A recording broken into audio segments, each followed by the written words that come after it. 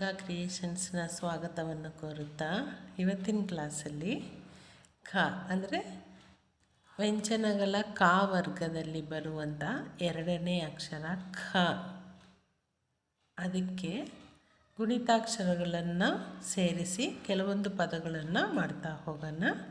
ಅದರಲ್ಲಿ first one ಖ, ಅದಕ್ಕೆ ಖಗಗಳು ಅಂತ ಬರೆಯೋಣ. ಖಗಗಳು ಅಂತ. ನೆಕ್ಸ್ಟ್ ಕಾಗಿಲಿ ಅಥವಾ ಕಾತಲಕಟ್ಟನ್ ದೀರ್ಘ, ಅದಕ್ಕೆ ಖಾತೆಯನ್ನು ಕಾದೀರ್ಘ ಖ, ತಾಕೆ ಅಥವಾ ತೇ, ಯಾ, ನಾಕೊಂಬು ನು, ನೂಗೆ ನಾವತ್ತು, ಖಾತೆಯನ್ನು ಅಂತ ಒಂದು ಪದ. ನೆಕ್ಸ್ಟ್ ಕಾಗೆ ಗುಡಿಸು ಖಿ, ಅದಕ್ಕೆ ಖ ಗುಡಿಸು ಖಿ, ನಾಗೆ ನಾವತ್ತು, ಖಿನ್ನ ತೆ, ಖಿನ್ನತೆ ಅಂತ ಒಂದು ಪದ. ನೆಕ್ಸ್ಟ್ ಕ ಗುಡಿಸು ದೀರ್ಘ, ಕ ಗುಡಿಸು ದೀರ್ಘ ಖೀ ಅಂತ ಆಗುತ್ತೆ. ಖೀ ರಾಕೊಂಬು ರು, ಖೀರು ಅಂತ ಒಂದು ಪದ. ನೆಕ್ಸ್ಟ್ ಖ ಕೊಂಬು ಖು, ಖೂಗೆ ಕಾಕೊಂಬು ಖೂ, ಮತ್ತು ಶ ಗುಡಿಸು ಶಿ, ಖುಷಿ, ಯಾ ದೀರ್ಘ ಯಾ, ಗಾ ಗುಡಿಸು ಗಿ, ಖುಷಿಯಾಗಿ ಅಂತ ಒಂದು ಪದ ಮಾಡ್ಕೊಳ್ಳೋಣ. ನೆಕ್ಸ್ಟ್ ಖ ಕೊಂಬು ಕಿಳಿ ಖೂ ಅಂತ ಒಂದು ಪದ, ಅದಕ್ಕೆ ಖ ಕೊಂಬು ಕಿಳಿ ಖೂ, ನಾ ಗುಡಿಸು ನೀ, ಯಾ, ನಾ ಕೊಂಬು ನು, ನೂಗೆ ನಾವತ್ತು, ಖೂನಿಯನ್ನು ಅಂತ ಒಂದು ಪದವನ್ನು ಬರ್ಕೊಳ್ಳೋಣ. ನೆಕ್ಸ್ಟ್ ಖಾಗೆ ಒಟ್ರಸಲಿ ಕ್ರೂ, ಕ್ರೂಗೆ ಕ್ರೂ, ತಾಗುಡಿಸು ತೀ, ತೀಗೆ ಅರ್ಥ ಚಂದ್ರ ತ್ರಿ, ಕೃತ್ರಿಮ, ಕೃತ್ರಿಮ ಅಂತ ಒಂದು ಪದ. ನೆಕ್ಸ್ಟ್ ಖಾಗೆ ಏತ್ವ ಖೇ, ಖೇಗೆ ಕಾಕೇತ್ವ ಖೇ, ಡಾ, ಡಾಗೆ ಡಾವತ್ತು, ಕೆಡ್ಡ ಅಂತ ಒಂದು ಪದ.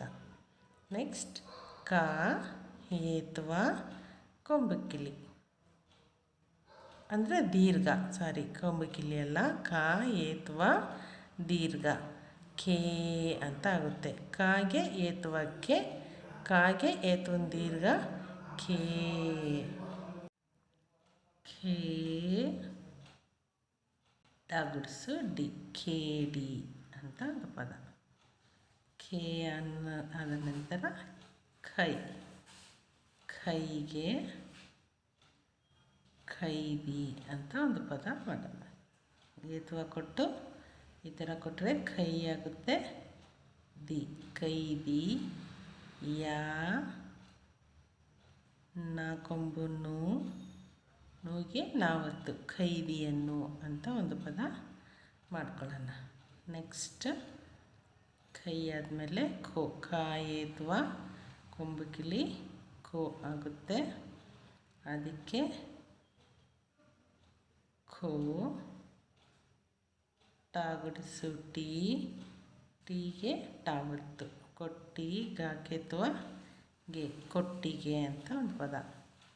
ನೆಕ್ಸ್ಟ್ ಕ ಏತ್ವ ಕೊಂಬು ಕಿಳಿ ದೀರ್ಘ ಖೋ ಆಗುತ್ತೆ, ಖೋಗೆ ಕ ಏತ್ವ ಕೊಂಬು ಕಿಳಿ ದೀರ್ಘ ಖೋ, ಟಾ ಗುಡಿಸು ಡಿ, ಖೋಡಿ ಅಂತ ಒಂದು ಪದ.